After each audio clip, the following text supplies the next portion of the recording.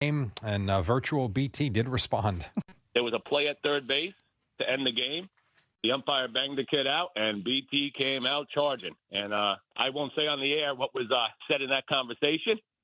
It was interesting to say the least. So if there's any question whether BT got thrown out or not, it was quite the show here in Fort Lee the other night. Wow. Now, did you say that there was a female umpire that was involved in this? So the female umpire was the plate umpire, and then there was a field umpire who was a male.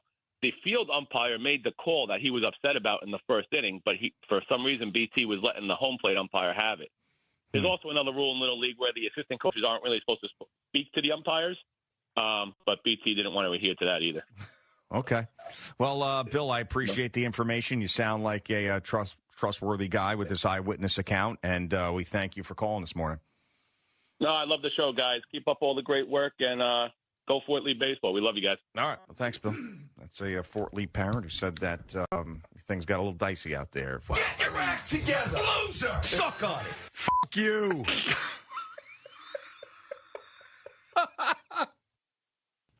I don't know why I find that compilation so funny, but I thought that was pretty good. Listen, I know why. Because it's hilarious. You're thinking about him out there and what he would be saying. And I get it, though. I mean, I've been in enough of those situations. I understand But how you it never happens. got tossed, did you? No, I told you a couple of times I was very close to getting tossed. My biggest issue has always been it's not the outs at first or second or third, even at home.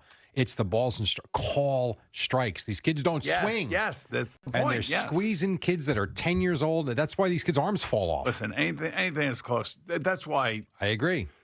And I told Gio this morning. I don't know if you heard this, but when I did umpire Little League back when they were 9 and 10 and 11 years old, I went up to the other team. I said, look, guys, you got to swing it. Anything is close. Anything it's going to be a close. strike. I agree. You're not walking around the bases. That's not baseball. You got to get involved. Let's go. And to be honest, all the years I did it, which was 16 years, I don't really ever remember too many coaches when they were told during the ground rules, when the umpire says, guys, I have a big strike zone, tell your kids to swing.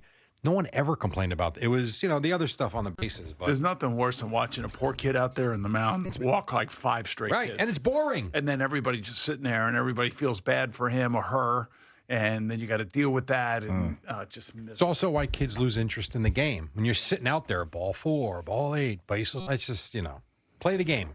how about hitting 5 guys in a row in a playoff game when you're 12? You feel bad for that kid? I would. Yeah. I would.